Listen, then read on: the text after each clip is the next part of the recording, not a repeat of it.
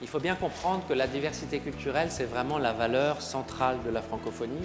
Mon collègue canadien vient d'y faire allusion, mon collègue belge aurait pu le dire pour la Belgique, et mon collègue marocain et suisse vous le diront après. Dans tous nos pays, il y a plusieurs langues, il y a plusieurs cultures, il y a un respect mutuel, il y a une obligation parfois constitutionnelle de respecter la diversité culturelle.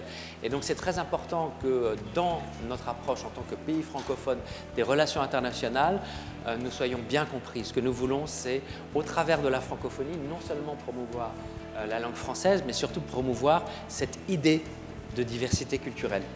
Je dirais même qu'en France, nous avons des langues régionales, en dehors du français, le breton, le corse, le basque, le francique, l'alsacien. Donc nous avons aussi notre propre diversité culturelle en France. La diversité culturelle, c'est aussi le droit pour chaque culture de s'exprimer dans les œuvres d'art, dans la création, dans la littérature. Et c'est un point très important aussi à souligner. Pourquoi? Parce que dans beaucoup de domaines, la culture est devenue un secteur économique. Et dans tous les secteurs économiques, vous avez des gros et des petits. Et les gros ont tendance à écraser les petits. Donc nous, ce que nous proposons, ce que nous mettons en avant, c'est l'idée que les voix de chacun doivent pouvoir être entendues. Par exemple, dans le cinéma, la France est un des pays qui a soutenu et qui continue de soutenir au travers des coproductions subventionnées la production de cinéma d'autres pays. C'est très important aussi de se souvenir qu'en 2005, pour soutenir la diversité culturelle, nous avons adopté la Convention de l'UNESCO sur la protection et la promotion de la diversité des expressions culturelles, qui reconnaît l'importance de cette valeur. Cette convention, elle a créé un fonds de soutien, un fonds international pour la diversité culturelle.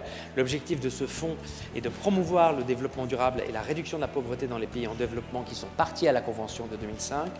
Et la diversité est au cœur des missions de ce fonds de la Convention UNESCO de 2005. Le fonds soutient plus de 100 projets dans 50 pays différents parmi les signataires de la Convention afin de soutenir des projets et des secteurs culturels dynamiques. À ce jour, 145 États, donc sur à peu près 193-194 États, dont les nôtres, ont ratifié cette convention de l'UNESCO en 2005 et nous serions très heureux que le Kazakhstan, qui porte aussi ces valeurs de la diversité culturelle au travers de Rohan Janguru, nous rejoigne en la ratifiant à son tour. Voilà, juste sur la diversité culturelle, un petit point de détail.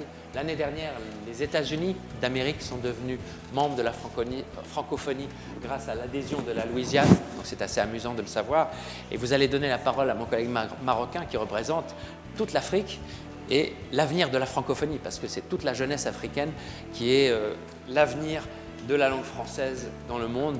Sur les 750 millions de francophones en 2050, 85% vivront en Afrique.